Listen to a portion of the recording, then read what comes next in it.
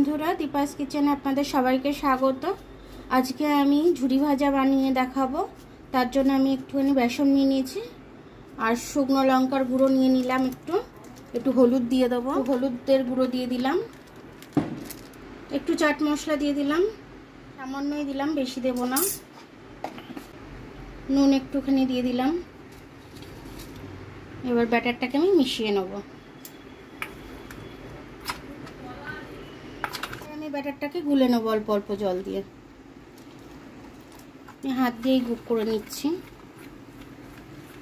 এবার একটু তেল ঢেলে দিলাম আমি এটার মধ্যে ভাজার জন্য।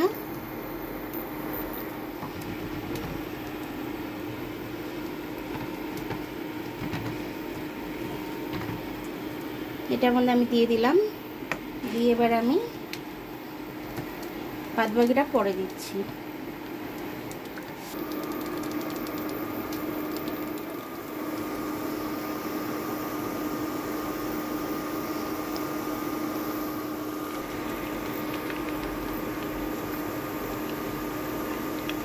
এবার উল্টে দেবো আমি।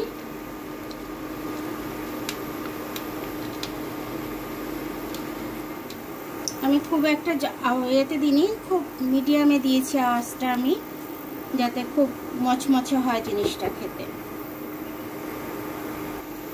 এটা এখনো লাল হবে, তবে মুচমুচেটা হবে, এখনো মুচমুচে হয়নি। এটা আপনারা ঘরে ইজিলি বানিয়ে নিতে পারেন। আমি ওই গ্লাসে করে এটাই করে বানালাম, মেশিনে করে। আপনারা প্লাস্টিকের মধ্যে করে ঢুকিয়ে ফুটো করে করে নিতে পারেন খুব ইজিভাবে।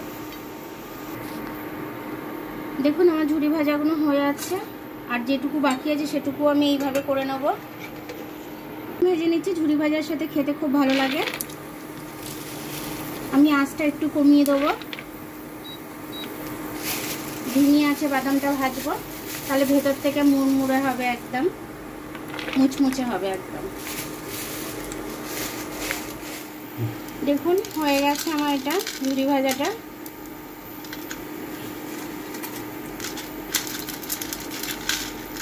আর ঝুরি ভাজাটা হয়ে গেল। ঝুরি ভাজাটা আর বাদামটা খুব সুন্দরভাবে ভাজা হয়ে গেছে। এটা দিয়ে কিন্তু বিকেলের চা খুব ভালো জমবে, তার সাথে যদি একটু মুড়ি হয় চায়ের সাথে দারুণভাবে জমে যাবে। তো আপনারা এইভাবে ইজিলিভাবে ঘরে বানিয়ে নেবেন। স্বাস্থ্যকর খাবার, বাইরে তো পোড়া তেল ঠেল দিয়ে ভাজে, ঘরের স্বাস্থ্যকর তেল দিয়ে ভালো করে ভেজে নেবেন আপনারা।